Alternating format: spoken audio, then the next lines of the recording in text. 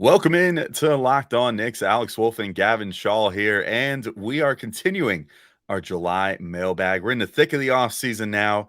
The Knicks have made some moves, so we're going to discuss what their win total over-under should be for next year. We're going to talk about if the Knicks have done enough to address their weaknesses this offseason.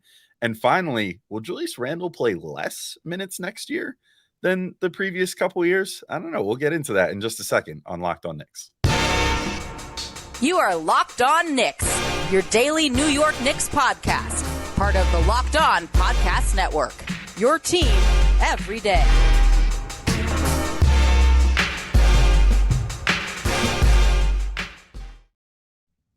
All right, welcome in to Locked On Knicks. We want to thank you guys for making Locked On Knicks your first listen today and every day, whether you're checking us out on your favorite podcast platform or taking in the sights and sounds on YouTube. We appreciate you making us a part of your daily routine. Make sure you hit the auto download function on your favorite podcast app or that notification bell on YouTube so you never miss an episode.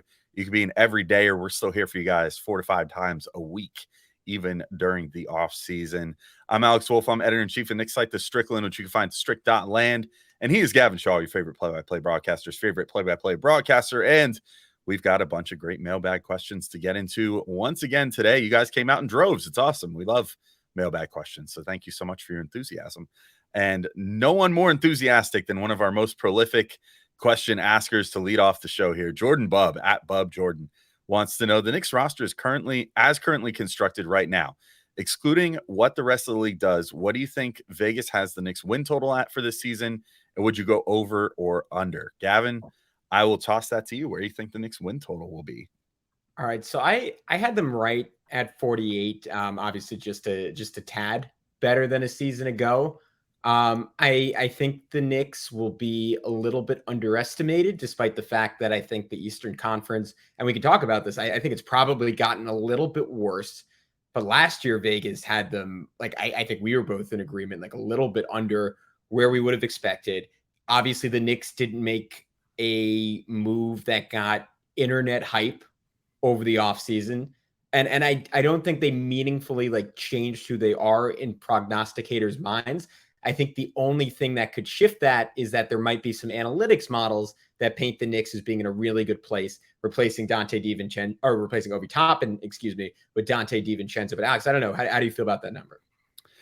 Yeah, I'm never the pessimist, but I actually, as currently constructed right now, I would maybe actually have the Knicks a little lower than this past season. So I would say that the over-under, because it seems like Vegas kind of always underestimates the Knicks no matter what, even at their worst. It seems like they always kind of shoot under what the Knicks end up actually getting. I would say that Vegas, after last year putting the Knicks at, I think it was 37.5 or 38.5 going into the season, wins, that is, I think that they'll probably put them at like 44.5 this year. So I will, technically speaking, say that I think that they will go over that, and yet my number is actually like 45. If I was going to guess, I think they would probably win 45 games. I know that represents a little bit of a regression, and some people might be like, well, what do you mean? Like, oh, do you not think that like Brunson's going to get a year better, RJ's going to get a year better quickly, et cetera, et cetera? Yeah, I could see it, but we've noted this a few times. You know, the Knicks in the 2 seasons in recent memory when they've done really well have had really great injury luck. Yeah. And I don't necessarily know how comfortable I feel betting on that again. Now, granted, I think Julius Randle will be fine. I think Jalen Brunson will be fine. I mean, I will say one thing that makes lack of injury sort of predictable with this team is that they play a pretty ground-bound style of basketball all up and down the roster, which if you're not taking the huge leaps and the huge landings that come with those, you're much less likely to hurt yourself. But that said, I mean, the injury bug bites every team at some point. This year it was the Knicks in the playoffs, but if something would happen to them, particularly to Julius Randle, that's the main guy I'm looking at right now. If Julius Randle gets hurt and misses like 25 games or something throughout the course of this regular season, then the Knicks could be in trouble because they now don't have much of a contingency in place for if he goes down, with Obi Toppin now off the team. So ironically, even though, as you said, analytics might love the DiVincenzo move a little more, I think that it sort of puts the Knicks between a rock and a hard place, pending any more moves, of course. But the question was, as constructed right now, how do we feel about it? I think that worries me a little bit. So they definitely need to at least address that in some meaningful way of getting a backup four that they know can play some minutes if Julius Randle is to miss any time, I think, before I feel comfortable giving them over what their current projection is. Right. So Randle, of course, broke his leg, missed his entire first season after playing 14 minutes in his first game. Since then, 81 games, 74, 82, 73, 64, 71, 72, 77. So we look at that. The worst reasonable case scenario is that he only plays 64 games. And I think the Knicks could certainly go over 44 and a half. Heck, I even think they could go over 48. Without that, they might have to trade for a starting caliber power forward. And I think, to me, that is kind of the interesting angle of this question, this interesting angle of the Randle injury hypothetical. Because if Randle gets hurt and he's on track to miss 30 games earlier in the year, I don't think the Knicks are going to panic and trade a first-round pick for someone just to be a stopgap. I do think if Randle gets hurt and is projected to miss playoff time before the trade deadline, then you could see a world where the Knicks make a move. You could see a world where the Knicks don't want to lose the season. But I agree with you, that is a really significant potential weak point. It would really be my only hesitancy in going over, because once this team got Josh Hart last year, they played at a 56-win regular season pace. And I think you just have to look at the overall youth on this roster. Like, who could you reasonably project from last season's team is going to be worse this year? The only guy I came up with is Julius Randle, just because of the seesaw nature of his time on the Knicks, right? One terrible season, one incredible season, back to crap, back to really good. Maybe we're still on that ride, Alex. Who knows? I think I would be crazy to assume we can predict Julius Randle at this point, but I don't know. I guess my gut instinct is he's roughly going to be the guy he was last year. And if he is that guy and he plays, I don't really see any reasonable reason this team's going to be worse. RJ is going to be better. I think Brunson could have maybe not an MVP type season, but just a notch below that. Emmanuel Quickley, Quentin Grimes. I can keep listing names all I want, Alex. I just think this team has a chance to be a borderline juggernaut next season. Yeah, I could see it. I mean, let's put it this way. I could just as easily see my prediction or like of 45 wins or see 53 wins or something like that. You know, something crazy. Like, all it would take is that they gel just right and go on a run like they did this past year once they got Josh Hart. And maybe it means another great deadline acquisition, you know, because there's no way to know that.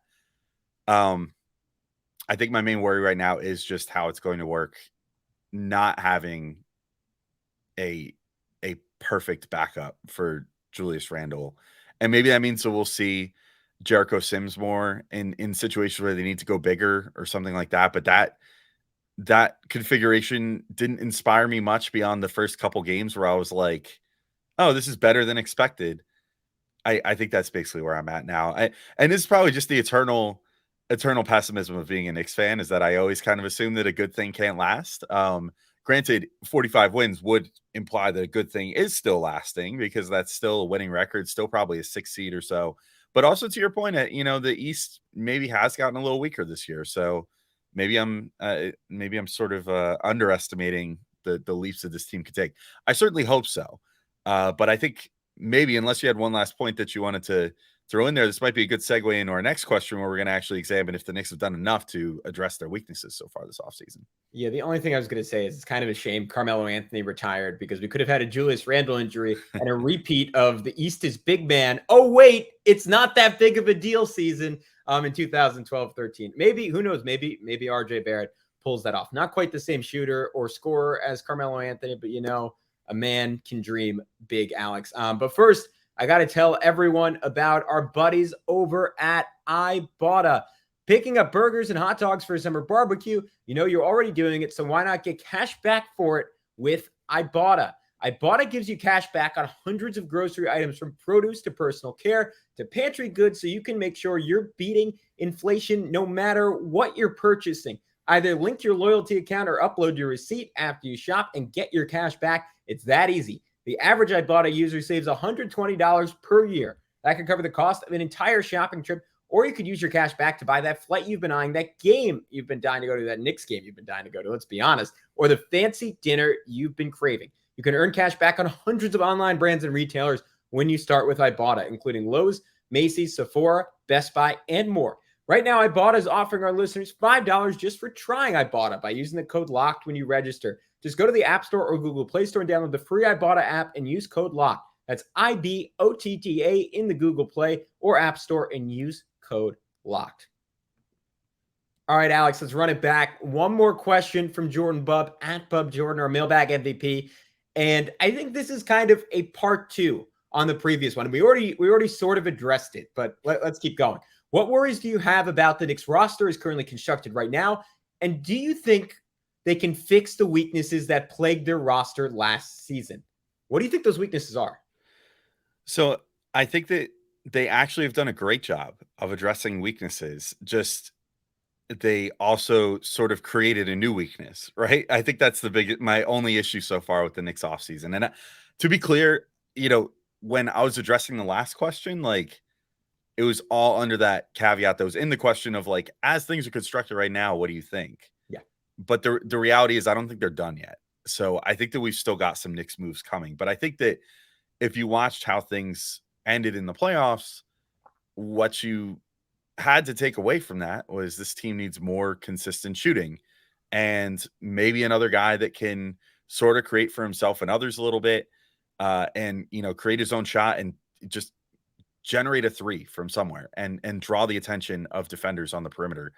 And they got that in DiVincenzo. And DiVincenzo is a guy that I think is probably about good enough to start on half the teams in the NBA. I mean, I think that he's really good, and he's going to come off the Knicks bench and be arguably their third best player off the bench, which is crazy depending on how you rate Hartenstein. I almost rank Mitch and Hartenstein in their own category just because what they do is so different from everybody else on the team. But as it stands, like with DiVincenzo, his contemporaries on the wing guard spot with Emmanuel Quickley and Josh Hart, I think that he probably slots in third there, maybe second. I don't know, depending on how you feel about him versus Hart or if they're roughly the same talent level, whatever.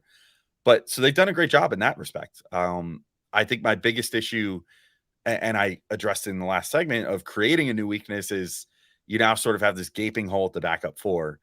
And I could see it working to a degree against some teams with Josh Hart. Roby, Alex, before I let you go on, 12 points today in Summer League. So. Oh, all right. I mean, maybe it's Roby. I don't know. We have had people like in our YouTube comments being like, why aren't you guys talking about Isaiah Roby? Roby deniers. Roby deniers. You guys don't believe in the guy. I might yes. Shirt mid. If you can have the Strickland people make that up for me, a Roby denier shirt, that would be good. Roby deniers. Yeah, maybe we'll work on that one. But yeah, a little custom job. But I think that they'll still work to address that. So as long as they address that hole, I think they've done a good job making themselves better. I mean, I've been saying this all off season. I think what they had to have taken away from that Miami series is you just need talent on talent on talent, and hopefully guys that can shoot. And that can eventually win you a series or a game or a 10-minute stretch, that you need to win at some point.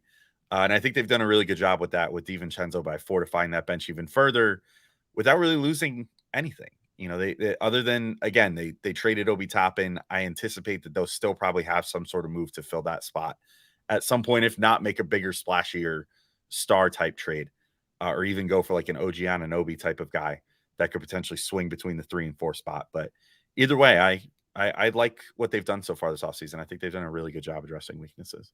Yeah, I'm with you as well. Like, I think coming into this year, and this could be a full episode, we could do this as a ranking. I think they're one of the 3 deepest teams in the NBA. I think it's them, the Lakers, and the Clippers, and there's no one else really in that mix. And this sounds weird to say when they have that gaping hole at backup power forward, but to your point on DiVincenzo, you look at their top 9, and there just isn't a lot of teams in the NBA that can match that. And of course, to our previous point, the Randle injury is sort of like the one like weak point. It's like, all right, you poke this spot in the trap, like it collapses in on itself and it's all over. But I think you can't say there are many better. Like, I don't even know, who would you say is the Knicks' 9th guy? Like, is it Hartenstein? Is it DiVincenzo? Like, you could spin it however you want. Like, no one has a 9th best player like that. So the Knicks are in a great position. As far as their weaknesses, I looked at the regular season numbers. I looked at the playoff numbers.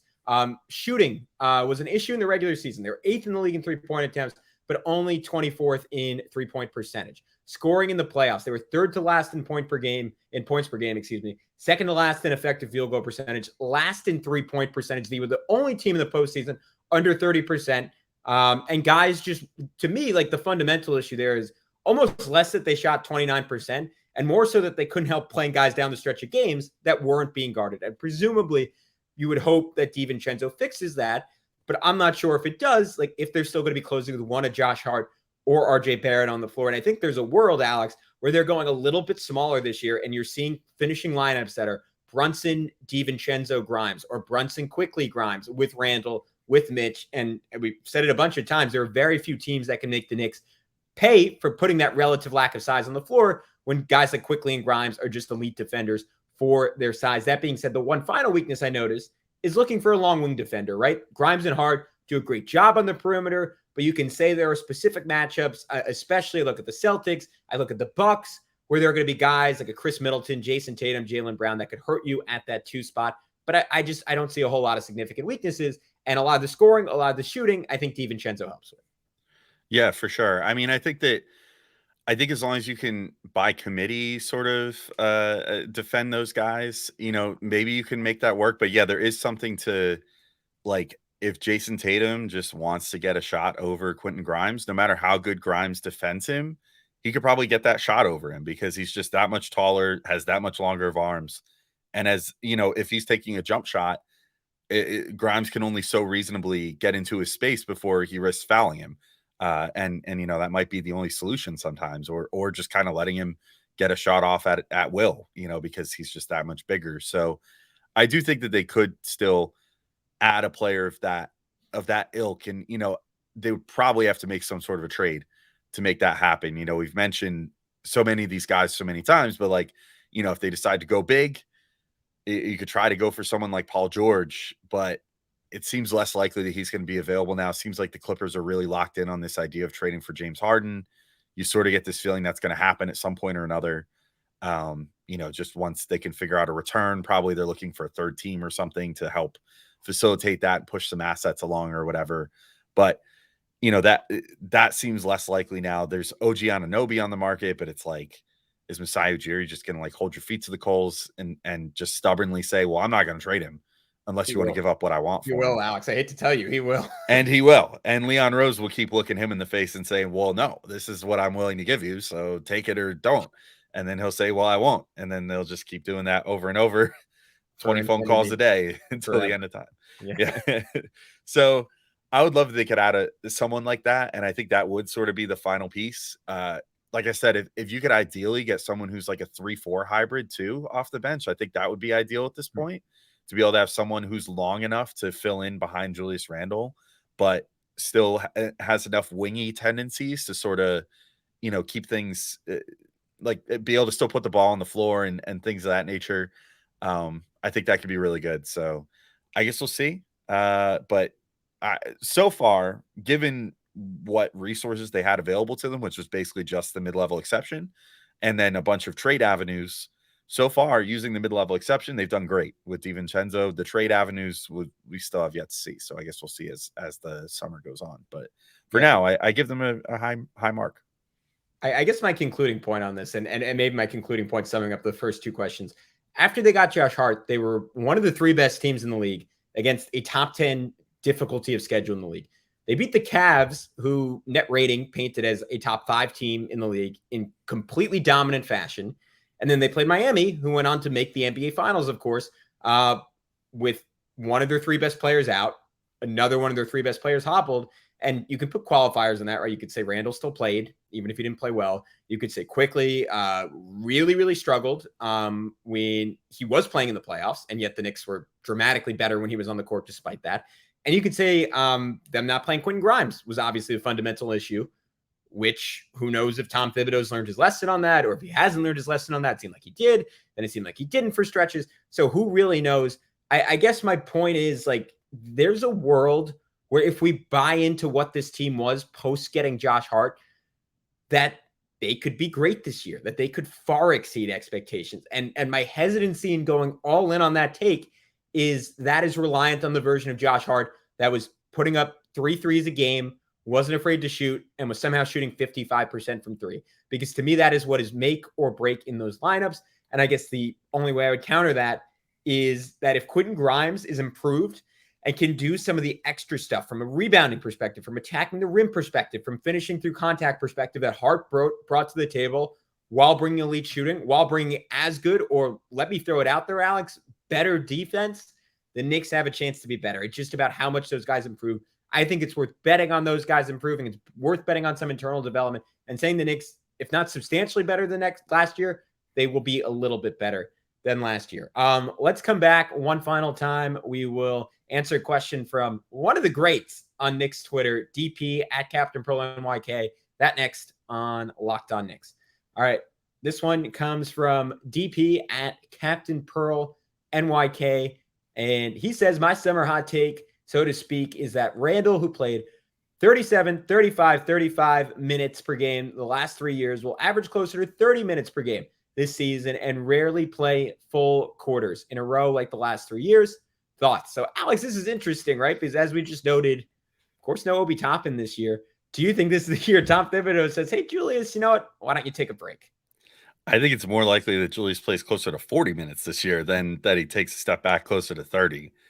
I mean, I just don't see any world where I guess if this is going to be a discussion with Captain Pearl, I would say like, well, what gives you confidence that that's going to happen when there's nobody really backing him up? At least not like a true blue power forward, which like Tibbs, if we know anything about him, and it seems almost like the front office, at least if this is where the roster lands, is trying to sort of force his hand into playing a little smaller. But we know that Tibbs' preference is to have these guys sorted into neat little boxes, that he likes to play them from. And it seems like he's at least branched into like point guard, combo guard, wing, and then like power forward center. Like he still views power forwards and centers as very much like stationary positions. The first three guys, maybe he'll be a little more creative with, but those two spots, like power forward and center, are very sacred to him. The East is big, man. The East is big, man. You know what I mean?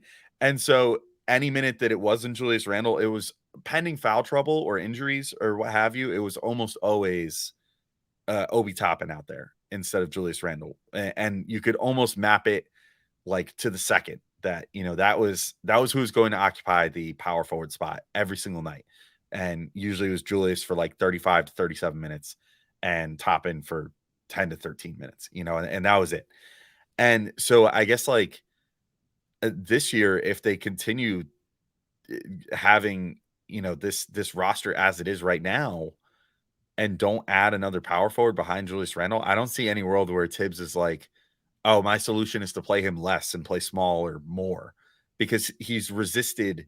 There's nothing he has resisted more in his time as Knicks head coach than playing small, period. The whole reason that they had to trade Obi Toppin is because he refused to even entertain the idea of playing him and Julius Randle together for any stretches, because he can't stand the idea of ever putting a lineup out there that is significantly undersized compared to another team, because he can't, in his head, you could tell he can't like envision a world where his team can't outsize, out muscle, out defense someone on that end, and can't really put the pieces together of like, well, my team will be this much better on offense, therefore it's okay what we give up on defense. So I don't see any way that happens if they don't make more moves, which maybe they do, or maybe he really falls in love with the Sims and Hartenstein, backup front court or something, which he seemed to like, at least to a degree, until it kind of started getting exposed at a certain point last year. So I don't know. I don't see it happening. I don't know how you feel about this one, Gavin, but again, if we want to take this back to Vegas, like if I was going to set Randall's over under what I think Vegas would set it at for his minutes right now, they'll probably put it at like 36 and a half or something. And I would probably comfortably take the over on that at this particular moment. I hear you. I think that is the logical answer. I think I would slot Julius right where he was last year at 35 minutes, just because I think Leon Rose is going to put his foot down on this and say, hey, we employ 60 nerds, myself included in that category, except not employed by them, to tell you that it's smart to play Josh Hart here. It's smart to play RJ Barrett here. We're paying these guys a lot of money, so why don't we just try this out? And I think where Tibbs would honestly, Alex, like despite the fact that it's his whole life, would walk away from the game is if someone insisted to him, as you just described, that like, hey, man, we're going to keep Obi. You got to play him and Julius for 10 minutes together. He would have packed up his bag and said, you know what?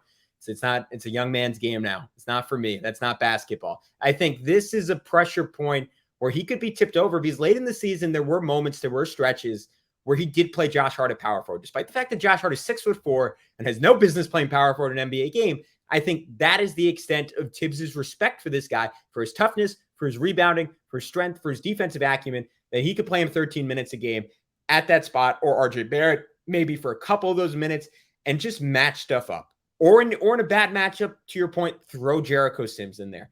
Just because I think it's so crucial, again, that you have Julius healthy at the end of the year. And Julius, like, whatever you want to say about the guy, like at least last season, he was in fantastic shape. He very rarely gets hurt. So there is like some evidence there to say like he can hold up to minutes in a way most guys in the modern NBA just can't. But I think there's going to be an emphasis on saying like, hey, we have a team that could win come playoff time. We have real expectations. Like, let's do what every other team in the league does and not overplay our stars. And I think between those options at power forward, and if you want to look at Jalen Brunson at the point guard spot, like we didn't get this question, but I think he's going to play maybe a little bit less this year because I think they're going to want to make Emmanuel quickly happy. I think they're going to want to keep Jalen healthy. So I could see it. Everything you said is totally logical, but I think there's a world where he plays about the same minutes. Yeah, I think about the same is about where I would put the floor, though. Yeah. I just can't see a world where he's going to play less than 35 this year. And I think it's more than likely they'll end up playing more. Granted, I hope that the Knicks make some sort of move to address it. I mean, we'll have to at some point in the near future before they inevitably address it, do like a show where we talk about like, here's like 6 power forward options they could potentially go after, free agent, trade, or otherwise. And there's a bunch of names I can come up with, and hopefully they do that, because I do think that it would be wise to get a good enough backup that you could comfortably at least have someone that Tibbs will trust enough to give like the OB treatment from last year. And like I've thrown JaMychal Green out there. That's the guy I keep coming back to, where I'm just like, this guy seems to make too much sense to not go after. If like what you really want out of that backup power forward is just like, can you play some defense and shoot a 3? It's like, that's JaMychal Green in a nutshell. And that's kind of just like the role that he's been cast in over the last X number of years in his career. Like he's a fairly talented shooting big man that seems to always be available for veterans minimum for some reason. But, gosh, something like him or someone that gives you a little more versatility, maybe find my good buddy Brandon Clark on the trade block somehow. The Grizzlies seem to be kind of in the process of mini blowing their team up, so maybe take advantage of that. Either way, I think that's the only way that you're going to see anything lower than 35 for Julius Randle is if they get a backup option that they can really feel that, not that they can. When I say they, I mostly just mean Tibbs. A guy that Tibbs can feel good enough about playing at least Obi Toppin's minutes behind Julius Randle, or preferably more than that. Maybe with 5 minutes per game with Josh Hart at the 4 or something like that, or RJ Barrett at the 4. But I can't see a world where he's going to comfortably be like, oh, some mixture of RJ/Hart at the 4 is good enough for me for 15 minutes a game. I just can't see that, because it doesn't vibe with anything that he's done in his DNA as a coach so far with the Knicks. So it kind of would just be I'll believe it when I see it sort of situation for me at that point. I hear you. You know what? Tibbs is good at Tibbs, so maybe you're 100% right. We could get 48 minutes of Julius Randle this year, and God save us if we do. But for now, he's Alex Wolf. I'm Gavin Shaw. We will talk to you next time, maybe with a very special guest talking a little OG and an OB. We'll save that for later in the week. But until then, be good. We'll talk to you soon on Locked On Knicks.